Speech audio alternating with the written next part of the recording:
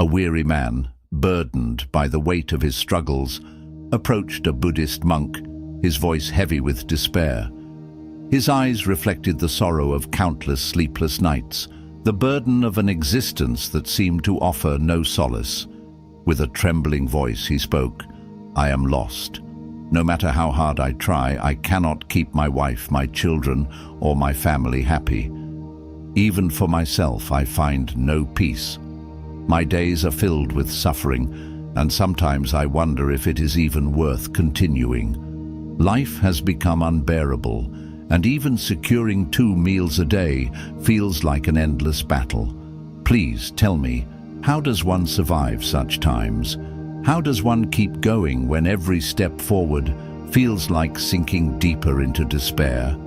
The Buddhist monk, his face serene as still water, listened with quiet patience. When the man had finished, the monk smiled gently and said, "There is something you must do." He raised his hand and pointed towards a distant hill. "On that hill, there is a temple, and near the temple, there is an anthill where thousands of ants live.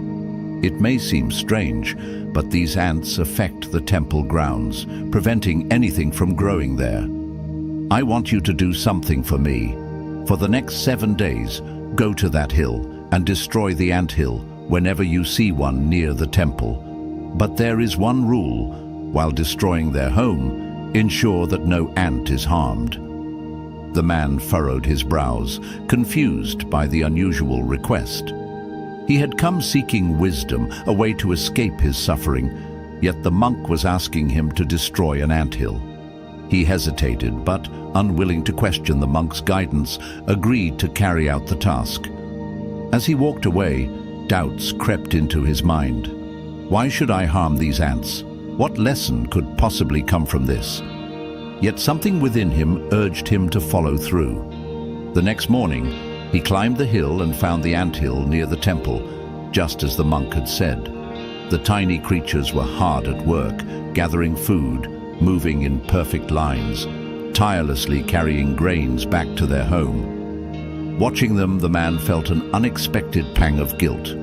These ants are working so hard, he thought. They are simply trying to survive, just like me. Who am I to take their home away?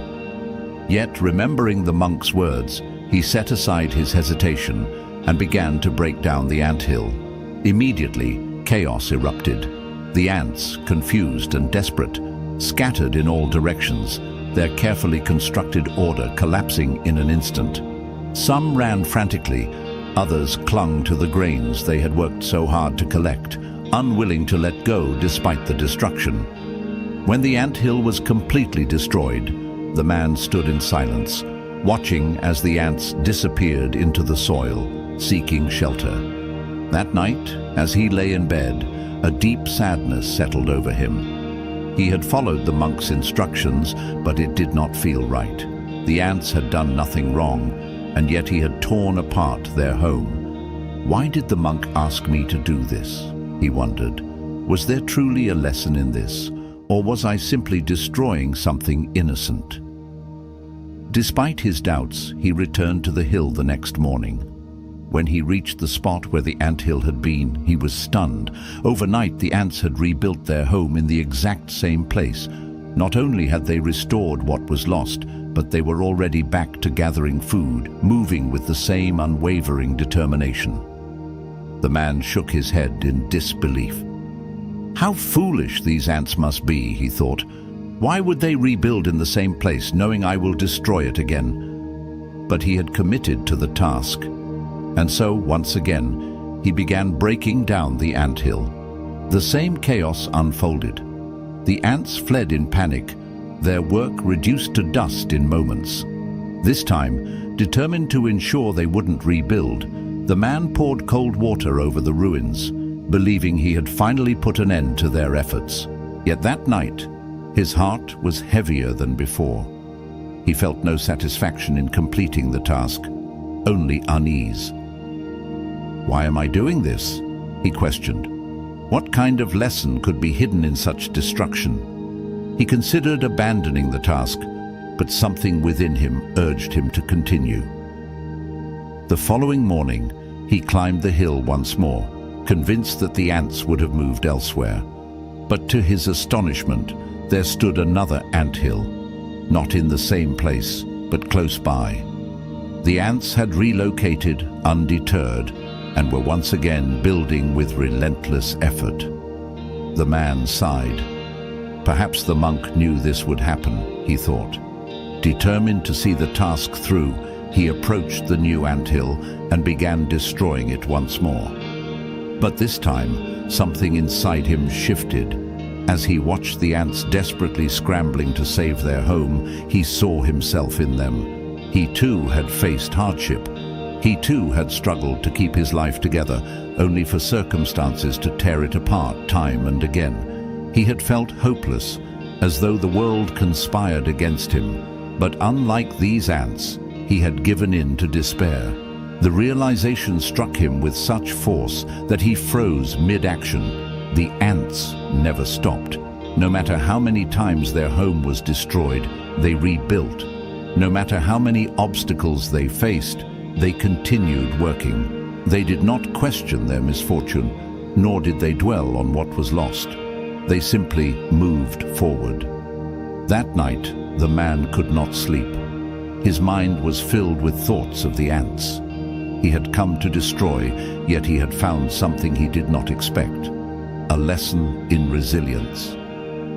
The next morning he returned to the hill, but this time he did not come to destroy.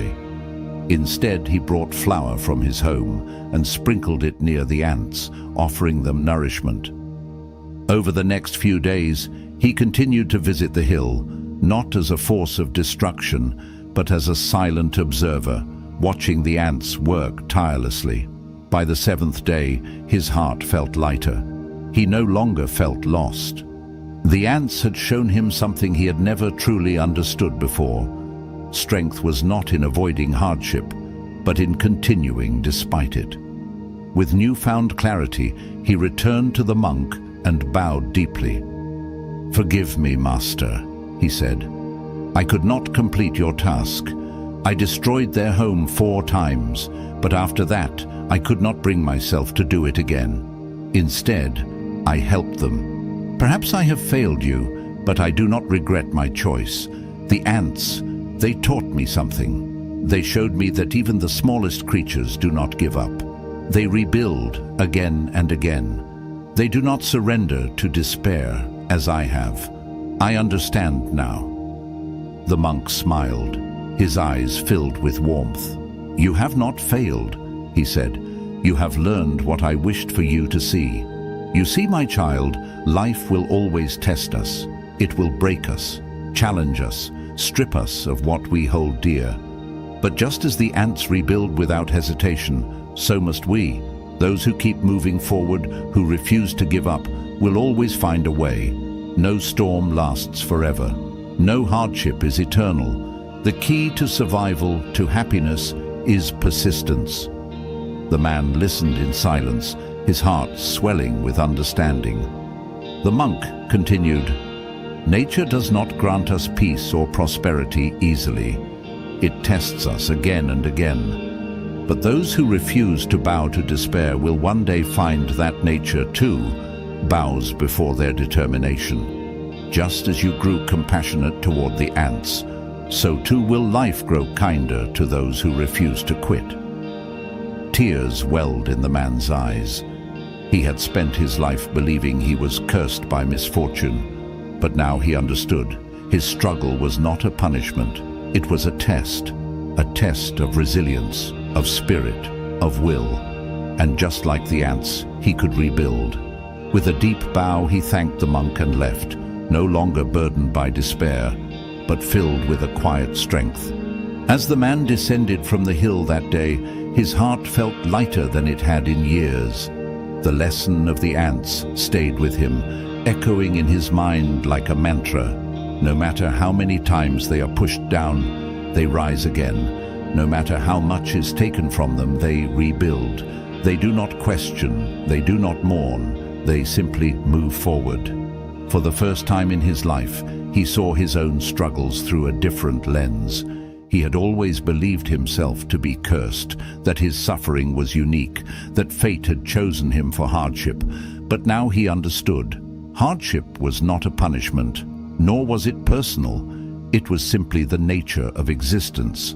Just as the wind eroded the mountains, just as the rivers carved valleys over centuries, life would test all who walked its path.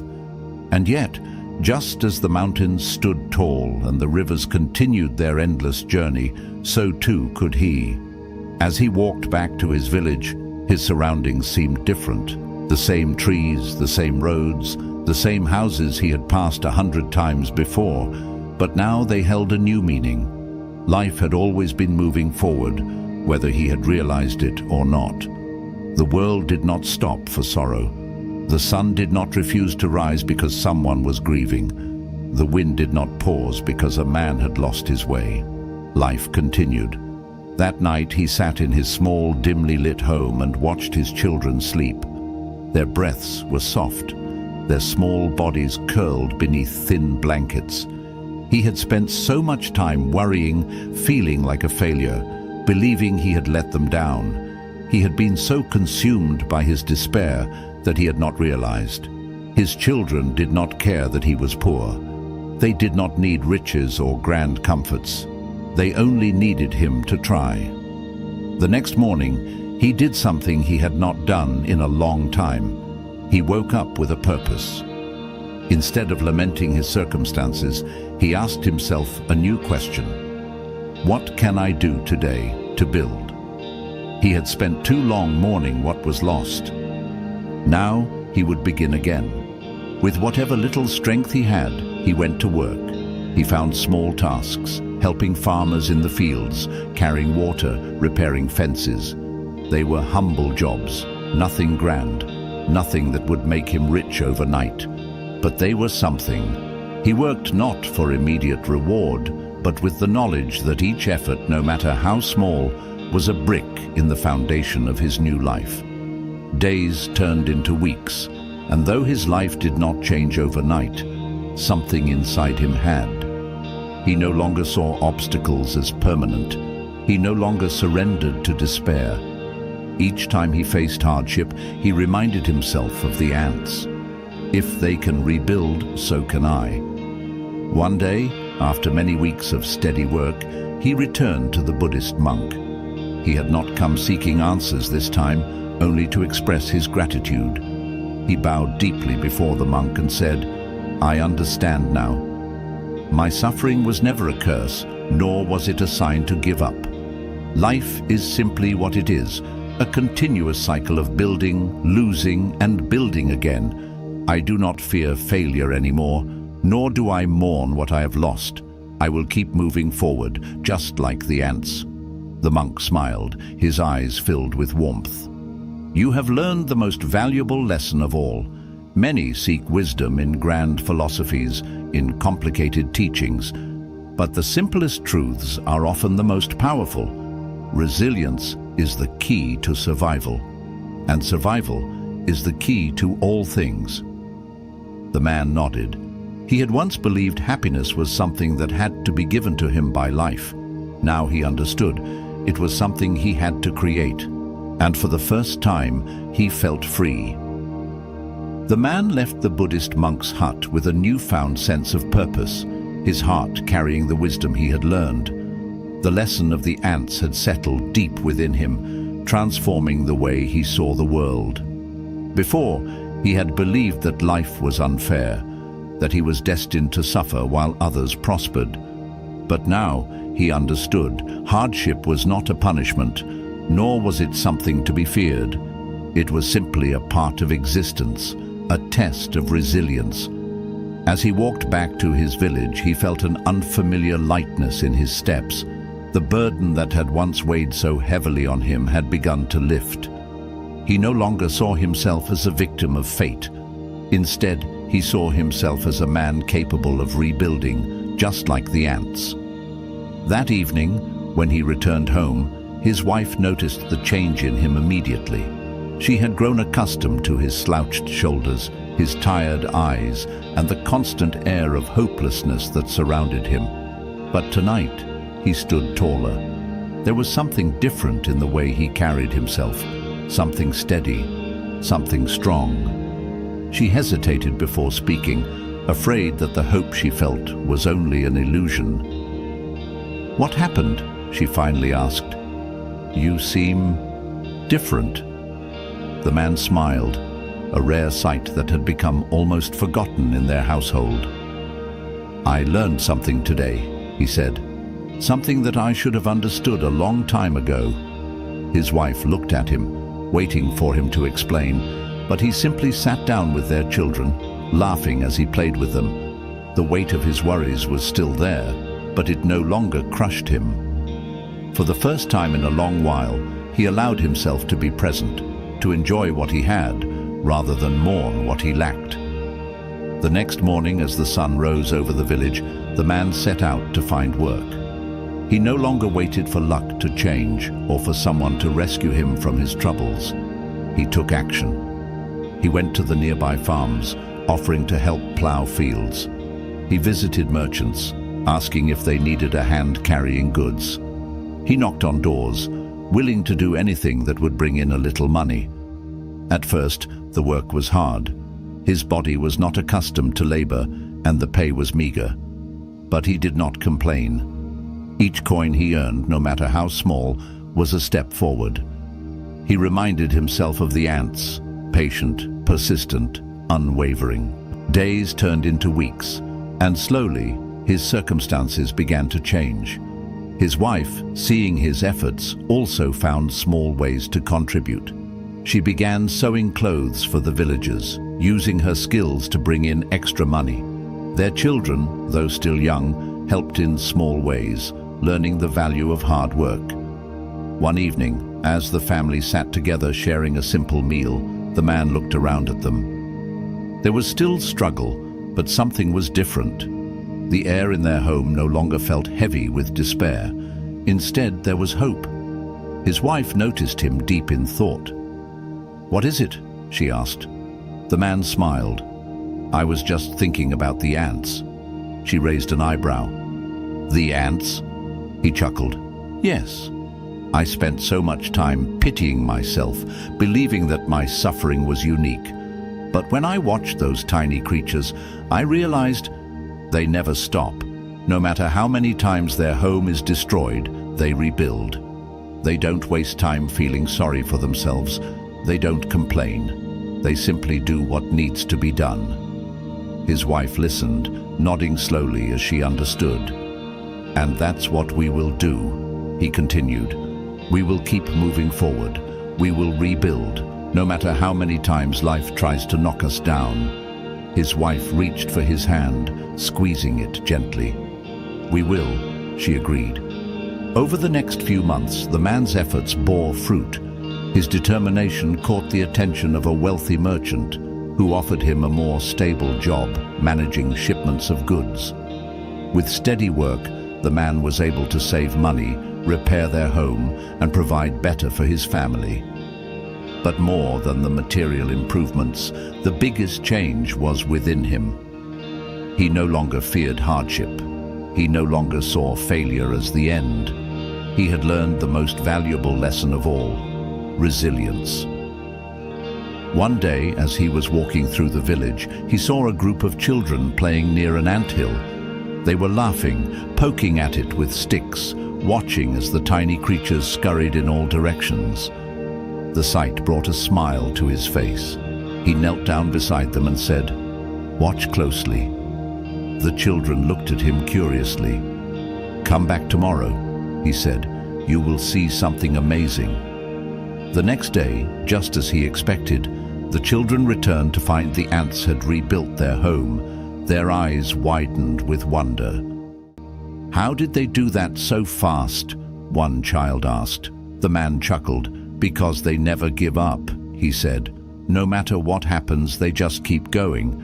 And that is the secret to life." The children listened, their young minds absorbing the lesson. One of them, a boy no older than 7, looked up at the man and asked, "Does that mean we should be like the ants?" The man smiled, ruffling the boy's hair. "Yes," he said, "always." As he walked away, he felt a deep sense of peace.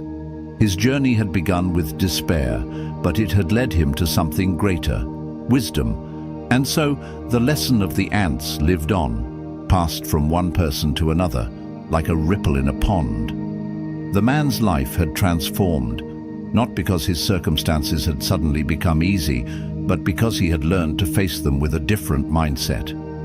He no longer felt cursed by fate or weighed down by his struggles. Instead, he approached each day with a quiet determination, knowing that no matter what happened, he could rebuild. One afternoon, as he worked at the merchant's store, loading sacks of grain onto a cart, an old friend approached him.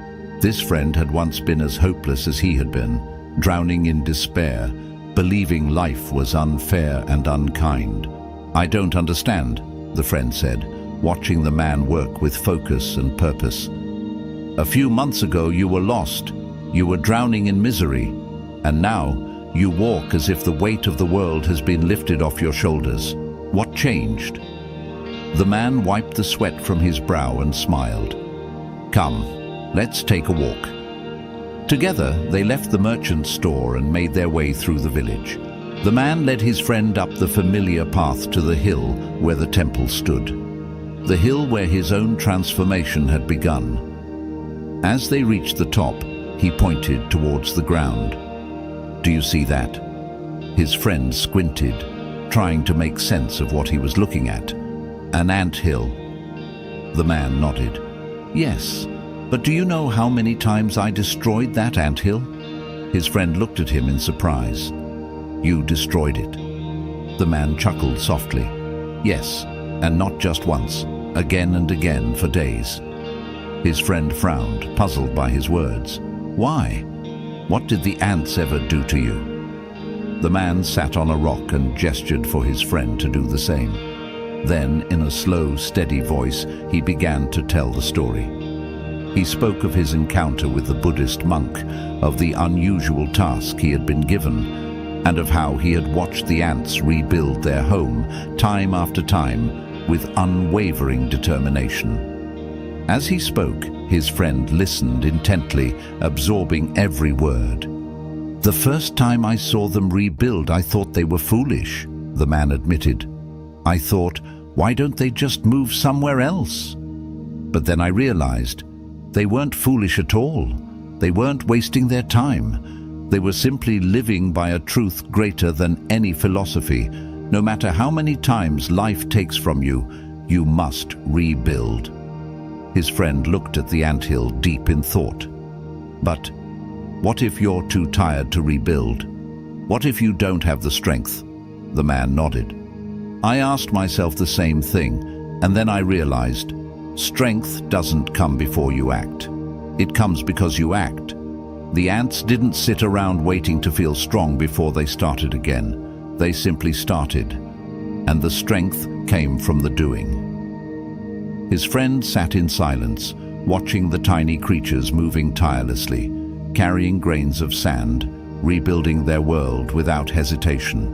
"I was like them once," the man continued. "Not the ants who rebuild, but the ones who scatter in fear when disaster strikes. I ran, I broke down, I lost all hope. But then I saw what they did and I realized I had a choice. I could keep mourning what was lost, or I could start building again." His friend sighed, rubbing his hands together. "I wish I had that kind of strength." The man smiled. "You already do. You just don't see it yet." They sat there for a while, watching the ants work, until the friend finally stood. His eyes held a new spark, a quiet determination that had not been there before. "Thank you," he said. "I think I understand now." The man nodded. "Good. Now go build." And with that, his friend left, carrying with him a lesson that would change his life, just as it had changed the man's. Back in the village, the man continued his work, not just for his family, but for those around him. He had once believed that happiness was something he had to receive. Now he understood that happiness was something he had to give. He began helping others who were struggling. If someone needed food, he shared what little he had. If someone needed work, he found a way to help them earn. If someone was lost in despair, he told them the story of the ants. Slowly, the village itself began to change. The people who had once felt hopeless started to believe in themselves again. The man's transformation had created a ripple effect, touching the lives of those who had once shared his despair. One day, an elderly woman approached him, her eyes filled with gratitude. "You have changed, my son," she said. "Once you were a man weighed down by sorrow, but now you bring light to others." The man bowed his head respectfully. "It was not I who changed," he said. "It was the ants who taught me how to live." The old woman smiled. "Then may we all learn from the ants." And so the lesson spread. The story of the ants was passed from one person to another, whispered in hushed conversations, told to children as they fell asleep, shared among neighbors who had once lost hope. It became a truth that lived in the hearts of the people, a reminder that no matter how many times life knocked them down, they could always stand up again. For the first time in many years, the village, once filled with sorrow, began to thrive. And the man, who had once believed he had nothing left to give, had become the very source of hope he had once sought. Seasons changed, and with each passing day the man's life continued to transform. He no longer walked with the weight of despair on his shoulders. Instead, he carried something different: purpose. Word of his change spread throughout the village. People who had once pitied him now admired him. They saw how he worked tirelessly, how he faced each hardship without complaint, and how he had become a source of strength for those who had none. One evening, as he sat by the river watching the sun dip below the horizon, the Buddhist monk approached him. "I hear you have been teaching the wisdom of the ants," the monk said with a gentle smile. The man looked up, surprised. "I only share what I have learned," he said humbly. The monk sat beside him, the sound of the flowing river filling the silence between them. "And what have you learned?" The man took a deep breath before answering. "That hardship is not meant to break us, it is meant to test us. That suffering is not a punishment, it is an opportunity to grow. That every time life tears something away from us, we are given a choice: to mourn what is lost or to build again." The monk nodded, his expression unreadable. "And have you found peace?" The man thought for a moment. "Peace does not mean an absence of struggle," he said. "It means understanding that struggle is a part of life. And once you stop resisting it, once you accept it as part of the journey, it loses its power over you." The monk smiled. "You have understood well." For a long while they sat in silence, watching the river flow, its waters endlessly moving forward, never turning back. After some time, the monk spoke again. "There is something else you must understand." The man turned to him, listening intently. "You have learned to rebuild after loss," the monk said. "But now you must learn something even greater. You must teach others to do the same." The man frowned slightly. "But I already do. I share the story of the ants. I help those who are struggling." The monk shook his head. "It is not enough to give people hope. You must show them how to build. A starving man cannot be satisfied with a story. He needs food. A man drowning in debt cannot be saved by words alone. He needs work. Wisdom is valuable, but action is what brings change." The man sat in silence, absorbing the monk's words. He had spent so much time pulling himself out of despair. But had he done enough to help others do the same? That night, as he lay in bed, he thought about the people in his village, the ones who were still struggling, the ones who still believed that life was unfair, the ones who had yet to learn the lesson of the ants. The next morning, he woke up with a new determination. He would not only tell people they could rebuild, he would help them do it. Over the next few weeks, the man devoted himself to more than just his own survival. He looked for ways to uplift those around him. He spoke to the merchants in the village, convincing them to offer work to those in need. He gathered the young men who had lost their way and taught them the value of persistence.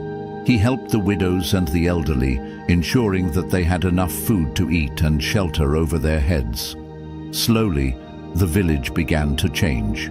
Where once there had been despair, now there was effort. Where once people had waited for fortune to favor them, now they created their own opportunities. One day, as he was walking through the village, he saw a young boy struggling to carry a heavy sack of rice. Without hesitation, he bent down and lifted the sack onto his own shoulder. "Where are you taking this?" he asked. The boy pointed toward his home. "To my mother. She is sick and cannot work." The man nodded and walked with the boy, carrying the burden for him. When they arrived at the small hut, he saw a frail woman lying on a thin mattress, her face tired but kind. The man placed the sack of rice down gently. "Your son is strong," he said with a smile. "He is a good worker." The woman's eyes filled with tears. "He is all I have," she whispered. "I worry for him every day." The man looked at the boy, then at the woman. "You have done well raising him," he said, "and you will not have to worry alone anymore." From that day on, he made sure the boy and his mother never went without food. But he did not simply give them what they needed. He taught the boy how to work, how to save, how to build a future for himself. That was the greatest lesson of all, not just to survive, but to create a life that could withstand any storm. And so, the wisdom of the ants continued to spread, not just through words, but through action. The village, once struggling, became prosperous. Not because fortune had favored it, but because its people had learned to build, no matter how many times life tried to tear them down. The village had changed, but more importantly, the man had changed. The burdens that once felt impossible to carry were no longer weights that crushed him. They were challenges that strengthened him.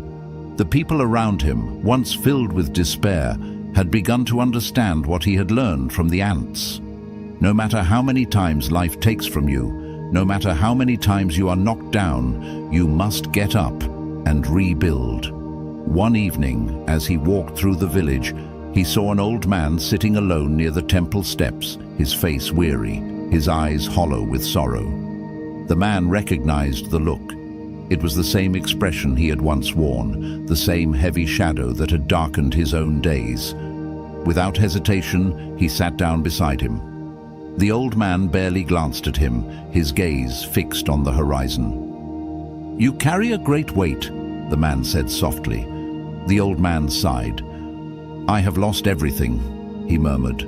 "My family, my home, my purpose. I have nothing left." The man was silent for a moment before he spoke. "Come with me." The old man frowned. "Where?" "To see the ones who have lost more than you," the man said. Reluctantly, the old man followed. The man led him through the village, stopping at the small hut where the sick woman and her son lived. The boy was outside, carefully weaving a basket, his hands swift, his expression focused. "What do you see?" the man asked. The old man shrugged. "A boy working." The man nodded. "A boy who lost his father, whose mother is too sick to work. A boy who, by all accounts, should have given up. But instead, he is here, doing what he can to rebuild." The old man watched, his expression unreadable. The man continued walking, leading him to a field where a group of men were working late into the evening. The sun had almost set, yet they continued plowing, their hands calloused, their bodies weary but strong. "What do you see?" the man asked again. The old man sighed. "Farmers." The man smiled. "Men who once believed they had no future. Men who months ago sat where you are sitting now, believing they had nothing left. And yet, here they are, working, building, moving forward." The old man stared at the workers, his lips pressed together. Finally, the man led him to the temple steps, where they sat once more. "You say you have lost everything," the man said. "Perhaps you have, but loss is not the end. It is simply an empty space waiting to be filled again." The old man exhaled deeply, running a hand through his thinning hair. "But I am tired," he admitted. "I have no strength left." The man nodded. "I know. I was once where you are now. I wanted to stop trying. I believed that life had beaten me too many times." He looked at the old man and smiled. "And then I met the ants." The old man frowned. "The ants?" The man chuckled. "Yes, the smallest creatures in the world taught me the greatest lesson. No matter how many times you take away their home, they will rebuild. No matter how much you try to drive them away, they will return. They do not complain. They do not despair. They simply start again." The old man was silent, staring down at the ground. The man placed a hand on his shoulder. "You have a choice," he said. "You can sit here and mourn what you have lost, or you can get up and start again." For a long while, the old man did not speak, but eventually he nodded. "I will try," he whispered. The man smiled. "That is enough." Days passed, then weeks. Slowly the old man began to heal. He found work, small tasks at first, then larger ones. His hands, once idle, found purpose again. His heart, once heavy, grew lighter. One day, as the man walked through the village, he saw the old man sitting outside his small home, carving a piece of wood. He was focused, his hands steady, his expression peaceful. The man approached him. "What are you making?" The old man smiled for the first time in a long while. "A gift." "For whom?" "For a boy I know," the old man said. "A boy who has lost much but refuses to give up." The man nodded. The lesson had been passed on once more, and so the wisdom of the ants continued to spread. Years later, when the man had grown old, he sat on the same hill where his journey had begun. The temple stood before him, unchanged by time, and the earth around it was still alive with the movement of ants. A younger man, one of the many he had helped over the years, sat beside him. "Tell me," the young man asked, "do you ever regret anything?" The old man smiled. "Only that I did not learn the lesson of the ants sooner." The young man thought for a moment before asking, "And what is that lesson?" The old man looked out at the setting sun, the sky painted with hues of gold and crimson. That no matter what happens, no matter how many times life takes from you, no matter how many times you are knocked down, you must rebuild. You must rise again and again until the end of your days. The young man nodded, as if the words were settling deep into his soul. The old man chuckled. "And when you are old, you will sit here and tell another lost soul the same thing." The young man smiled. "I will." And with that, the wisdom of the ants continued its journey, passed from one heart to another, like a flame that could never be extinguished. For as long as people lived, for as long as they faced hardship, for as long as they questioned their place in the world, the lesson would remain. No matter how many times you are broken, no matter how much you lose, you must rise. You must rebuild. Again and again, just like the ants.